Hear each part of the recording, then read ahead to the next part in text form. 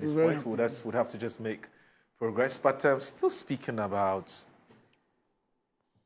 what I'll call good neighborliness. Yes. Some Ghanaians, because of some disturbances in the northern part of Ghana, decided to, flee to neighboring countries, which is Burkina Faso and Ivory Coast, and it has to do with the Gbenyiri conflict. Now, again, the Foreign Affairs Minister tells us that he's been there, especially he's been to Ivory Coast to assess the situation for himself. Before he went there, NADMO was there, and NADMO has been offering some succor or support or some help to our compatriots who were struggling because had to flee to those countries because of the conflict. Now, my understanding is that Asafo-Adjei, you decided to take a trip to both Ivory Coast and Burkina Faso to ascertain things for yourself based on everything that you had heard. Tell us about this trip. Did you go alone? Who did you go with? What exactly was your mission there? And when you went there, what did you see when you went to both Ivory Coast and Burkina Faso? Okay, so thank you very much.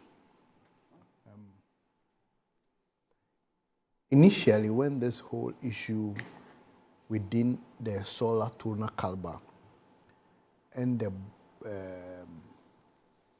the Bole enclave erupted, it was not really and truly a foreign relations or international relations matter. This is a full internal national security issues. Okay. So we were only watching and observing it as such. Okay. The report we got was that because of the violence and the disruptions that have erupted around that area, over 50,000 of Ghanaians living within that area had fled. Okay. The report said some of them came down south, the Chiman, Kentampo, Nkranza, and those areas, the Bono enclave. Some went to Burkina Faso, and 13,000 went to Côte d'Ivoire. Okay. So the only place and the only time foreign relations come in is when they cross the border and then went to another country. Right. We could not trace the Burkina Faso numbers or the Burkina Faso people because they couldn't put any number on it. But the agencies were specific. So we saw our foreign minister visit Vongoro in Côte d'Ivoire. Okay. And in Vongoro, he made a statement. Were you there at the time? No. Or you were in Ghana then? No, I was in Ghana. Right. He made a statement. Inherent in that statement was that he has been to Vongoro. The good people of Ghana are doing well. The Côte d'Ivoire embassy and the good people of Côte d'Ivoire are taking good care of them. Even in Vongoro, he found 5,300 people in Vongoro, and 8,000 of them had returned to Ghana. So when he mentioned 8,000 of them had returned to Ghana, we were a bit skeptical. And in our focus group caucus meeting minority, we were like, this numbering issue is a pure national security matter. In fact, if there is somebody in this country who is clothed with those information to put it out, it should be the Minister for National Security or the Minister for Interior, Honorable Mutaka. Okay. He will be able to give us the details of this movement because daily basis a national security report is given to the national security architecture. And the Côte d'Ivoire government will deal with the national security architecture of our country. So we began asking ourselves some questions.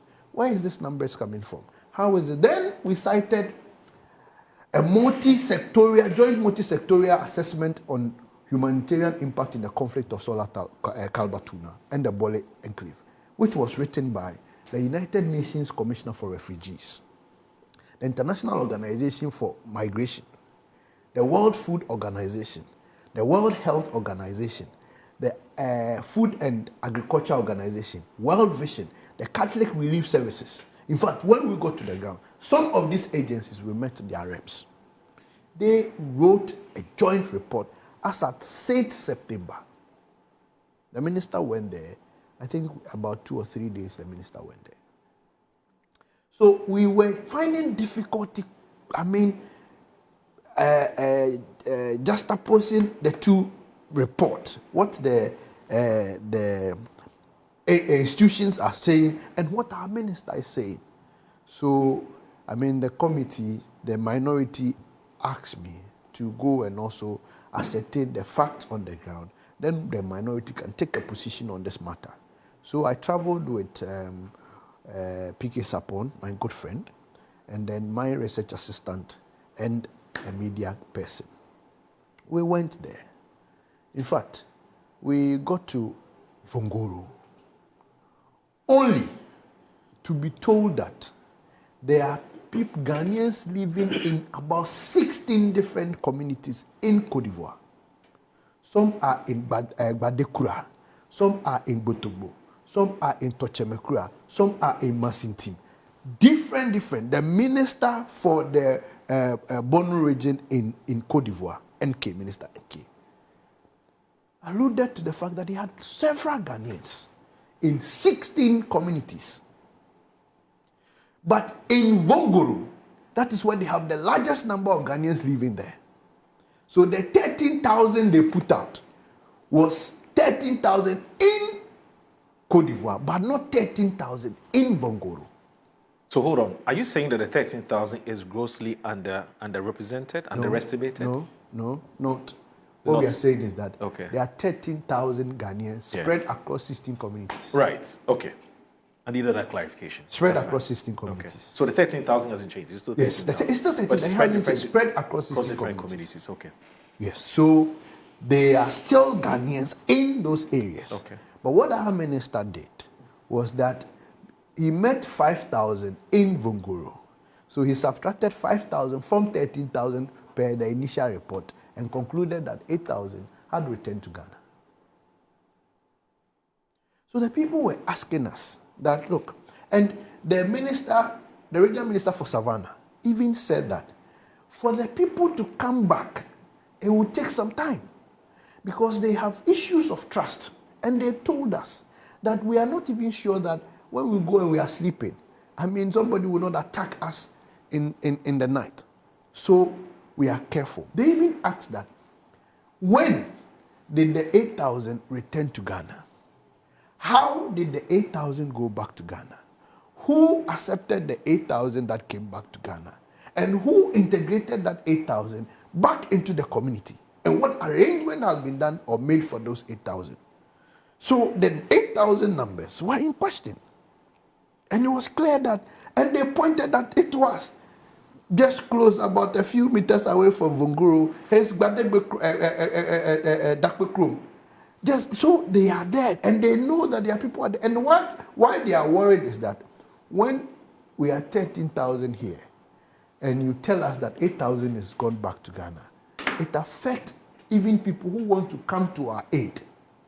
And in fact, they applauded the Côte d'Ivoire government that they bring them food virtually every week. And the minister admitted, the minister NK admitted that the food is not only brought to Vongoro, it is to all the other communities. And they settled like families, just as they are in the Solar Tuna Kaba area. They are all not staying in one place. So when they left or when they boated, they had to be in various communities. So we ascertained this fact, brought this information as has been asked or sent by the minority to the minority that this is what we went to see. And we brought pictures. And again, the minority also made some donation to the good people of Solar Tunakaba and Bole, who are now in Côte d'Ivoire, to support their stay there. And to also let people know that, hey, this is the situation. They even thanked us for coming. because they had some specific requests. Request number one, that they want the Yagbongra to give them assurance that they are safe. Their security is assured. And for that matter, that is the only grounds. And if the president also allude to this fact, that is the only grounds that will let them come and know that they are safe. Number two, the intermediating committee, as it stands now, they have not heard from the intermediating committee. They also want to hear from them so that they know what is happening and what is going on. Then they know the next line of action. So these were the things that we went to. So that was why we noticed some discrepancies between the reports that were coming from all these agencies and interorganizational bodies and what our minister said. And that was what we went to go and find out and see that what is the exact situation on the ground. And like that is the exact situation on the ground is what I've just narrated and told. But having read the multi-sectorial report, and that's which Samuel Okudzeto Ablakwa was a foreign affairs minister. When you went there, you saw things for yourself. Which of the two would you say was closer to what you saw in terms of that's your reality? Okay, so on any day, not being biased, not having any personal issues, but on any day, I would want to trust the intersectorial report because they are on the ground even as we speak now. But you also went on the ground. Hold on. I'm saying that they are with them. Yes. I have left, but they are still there. How many days did you spend there? 5 days. You spent 5 days? Yes, they are still there. Did they also tell you that Nadmo was there? Yes, they mentioned everybody. They even told me that the embassy, as in the Ghanaian mission in Cote d'Ivoire, yes, the only time they saw them there was when the minister was coming. Oh. Yes.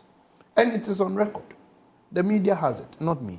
The only time they saw them there was when the minister came there. That was the only time they saw them.